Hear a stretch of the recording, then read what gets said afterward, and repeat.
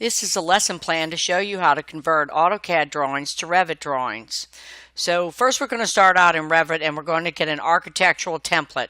Or if you're using a template that you made yourself, you can always navigate to that. But you can see we come in with level 1 and level 2, and there's always the exterior building elevations. It gives us two elevations, one at 0 and one at 10 feet. For right now, we're just going to copy that up another 10 feet. And as a matter of fact, even though we only have 3 floors, we also have a roof. So we're going to copy it one more time up 10 feet.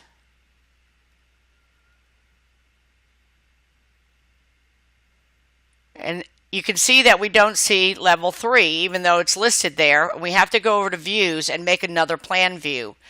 And it shows that we're not duplicating any views. We have a third level now in our project browser.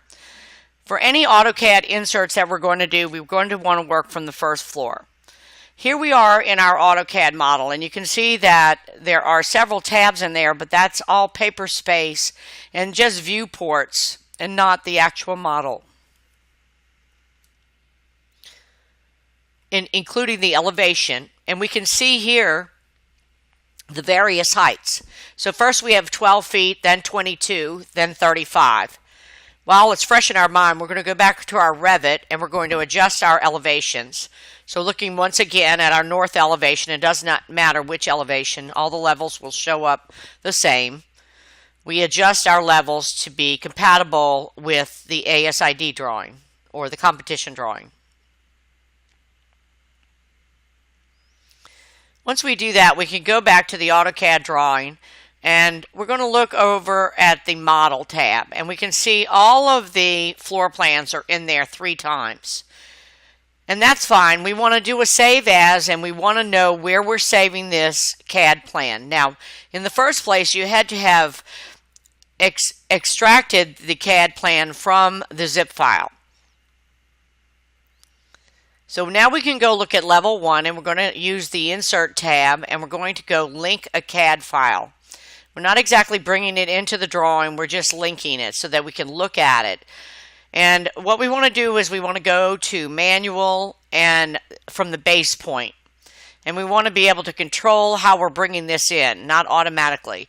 And the main thing is that we're going to place it on level 1, and we want to preserve all of the colors because that's how AutoCAD helps us see what we're doing. So we're going to open that, and it takes some time for it to come in, and your monitor is going to jump a little bit.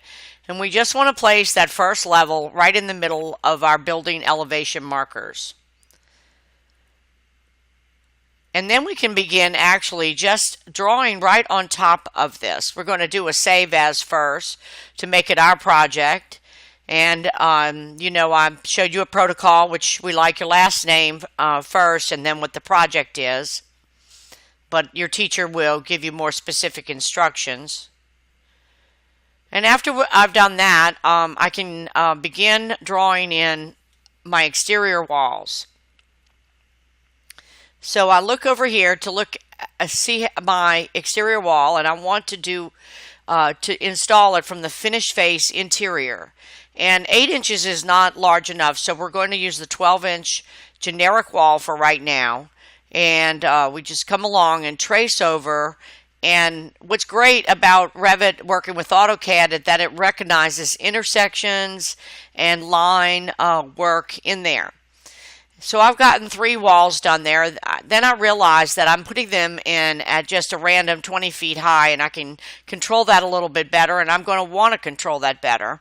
So I'm going to go scoop up the 3 walls that I've already done so I don't get much further with it. And I'm going to actually send it up to level 2, which makes it an automatic 12 feet, which is the height to level 2.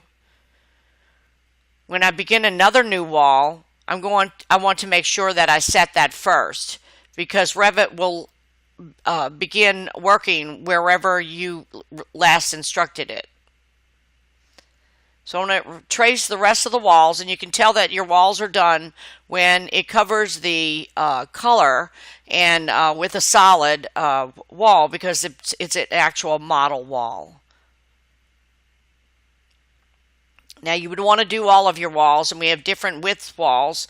But I'm going to do a floor right now because I want to remind you how that the floors needs to be in there in order to host any furniture, or else everything's going to sit on the ground. And we have a 3-story building. So there's the floor all built. I did not put the interior walls yet on purpose. I'm also trying to handle this in a relatively short video. Here we can see our default 3D view, or our isometric view, and there's our walls and our floor. Now I'm going to go to level 2, and I can barely see the second floor plan in there, and that's because there's an underlay showing here. That's something that was selected on the Properties tab, but we're going to look at that again. And because I can see it, I'm going to trace it, and I also want to make sure it goes up to level 3 this time, and that it is controlled. It's from level 2 to level 3. So I'm just going to trace around my main exterior walls. I could do all of the walls. I'm just giving you the basics here to get you on your way.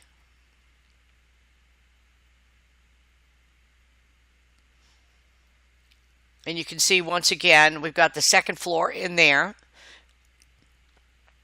And you can always look at that straight on, which is the only way in which you want to ever move it. Take my advice, you never want to move it in this 3-dimensional isometric view. Even though it's somewhat precise, it is prone to a lot of errors. So here we are. We're going to make sure that we can see level 1 through on level 3. I'm working on level 3 now, and I want to make sure I could see level 1 because that's where the CAD is installed. Eventually I'm going to end up putting the CAD drawing, the 2-dimensional drawing, on every floor because I had not finished it in order to get this started. But you could work the other way around and finish all 3 of your floors in separate locations and then put them together later, as I'm going to do in a few minutes.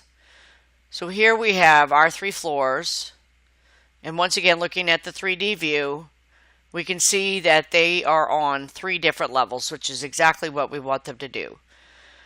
So I've made a decision. I'm going to go ahead and move them over just so you can see what this process looks like. And I'm going to use as precise locations as I can, which will be the outside and exterior corner. And it's on constrained up in the lower left corner. And I want it like that because I want it to stay on the same even level. And I want to make sure that these align. And there's my little building, my little 3-story building, all ready to go. It only has a floor on the first floor. You would go along and do a floor on the second and third floor. Now later, after you get this aligned just right, you can join the walls together. If for some reason you needed an exterior view, but you really shouldn't have to do that. The exterior is not the issue here. But in order to finish your project, I'm going to go ahead and bring in the CAD again, this time on the second level. And I just have to be mindful of where it needs to go. And it's warning me, and this is always good to read Revit warnings. But I'm going ahead with it, risky behavior and all. And then we're going to put in the second floor over the second floor, or over the location of the main building. So I'm just generally getting it into place. And then I'm going to go to the modify command and move. The CAD will move as one unit. Even though it will identify separate lines, it's going to move as one unit, which is the right thing to do. Now here's where I want to unconstrain it because it came in a little higher, and that will allow me to move it down at a diagonal rather than on an orthogonal. Now, it is confusing to look at it like this, so one thing we can do is hide the CAD. The other thing we can do is take away the underlay. And here's our building for the second floor, all by itself. And I'm going to turn the CAD back on and show you a different trick. So we're going to unhide that element. And then right now the crop region is not visible. And we can see everything in the whole drawing, in the model space, if you would, in the 3D space. So we're going to use the crop region to help us just focus in on the second floor. And now we have a second floor view. We're going to talk about the columns now. The best place to do the columns is on the first floor because, of course, columns go from the first floor to the roof. Again, while I'm here on the first floor, because I want to concentrate on the first floor and where all the building is located, everything's been stacked above this location. That's where I'm going to work on my column. So there's column components to bring in, and we want the architectural one. And they don't have there is not a 12-inch by 12-inch one. So what we do, we could use any size to start, but we're going to duplicate that and then rename it immediately to 12 inches by 12 inches. And then the second thing we need to do is, of course, change it to 12 inches by 12 inches. We're going to set the height later after the column is installed. So here I'm seeing if we could check the height down, but we're going to put it in first. And then after we get one in, then we'll be able to check this. But here we want it to go all the way to the 4th level and apply that. Looking one more time at the 3D isometric view, you can see the column is in there, so you need to put a floor in on each level. This is the side view of the building. We're linking the 3rd floor CAD, just so that we can finish drawing all the interior spaces. And sometimes, depending on what you're doing with it, you don't have to recreate absolutely everything that's in the CAD drawing. And again, that depends on what you're trying to look at, what you're trying to design, and what needs to be in the view. But obviously, putting in correct windows and doors will make a big difference as far as bringing in daylight.